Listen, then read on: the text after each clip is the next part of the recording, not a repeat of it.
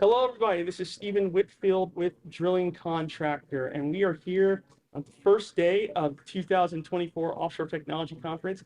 It's pretty early as we shoot this. I don't know if everybody's even here yet, but we have somebody who just spoke at this conference, Dr. Scott Tinker with Tinker Energy Associates. He gave a presentation on sort of balancing the environmental and economic impacts of energy, and we're going to speak a little bit about that today. So, Scott, thank you so much for joining me. You bet. Glad to be here. So one of the things that you sort of discussed was this sort of conundrum with energy that we see. I mean, I guess some people have called it something like a trilemma, sort of balancing these sort of needs that we have with energy moving forward. Can you sort of speak a little bit about that? I used to call it a trilemma and a dilemma. We talked about all of it through the years. But I reduced it today just to two very simple thoughts: lowering emissions and increasing human flourishing. And you got to do both. We've got to do both of those things. Explain to us what is human flourishing in this sense? I guess it's maybe us all living peacefully and well in an energy low carbon future, but what is human flourishing in this context? Well, there's about 8.4 billion people, and we live pretty well. 6 billion people, 5 billion people, they're still in fusion. 1 billion of them don't have any. As you come up through that, 4 billion people have energy that's not secure, not reliable. So flourishing means I have a reasonable amount of energy that I can use and build up my own human circumstance. That means economies grow.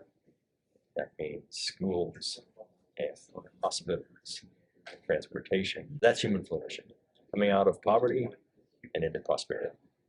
So it's interesting that you bring up the billions of people around the world who maybe don't live in, I guess, I don't know, first world is necessarily the world I want to. About the rich yeah, world. the rich and the poor, I guess. And everything in between. And yeah, everything in between. And that sort of brings me to this next question about sort of how that dictates. I think saying like a global energy policy is pretty much, that's kind of reductive. It's not, maybe not the best way to phrase that. But you have the needs of different countries, different people from around the world, how they kind of view sort of whether or not they want affordable energy, energy security, climate security, what their priorities are. How much does that sort of economic boundary sort of play into what we see globally in terms of the policies that are being enacted? It drives it all. Economics drive it all. Not what people say, what they do. So a healthy economy is the goal of every global leader. That's essentially taking care of the people in their country, and it drives. So we can talk about all the other components which are vital to human health and security, but the global energy policy is affordable, reliable energy for everyone. That's the policy. That's the vision. That's what we have to drive towards. It's going to be different around the world because of our resources, our education levels, our economic systems, our government systems, et cetera, et cetera. That's going to be a different circumstance, and that's okay. In some places, we'll be able to reduce emissions tremendously. In others, not so much, and that's okay.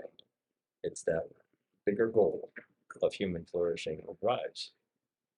So obviously we're with the International Association of Drilling Contractors, so oil and gas drilling is the priority for our viewership and our readership. So I guess, in talking about all this stuff with sort of global energy policy and all this, I think probably the question that our viewers are going to most want to ask is, where does oil and gas fit in all this? Yeah. It's calling it an energy transition or an energy addition, whatever we want to call it. It seems like oil and gas is going to play a role. So what role do you see that playing?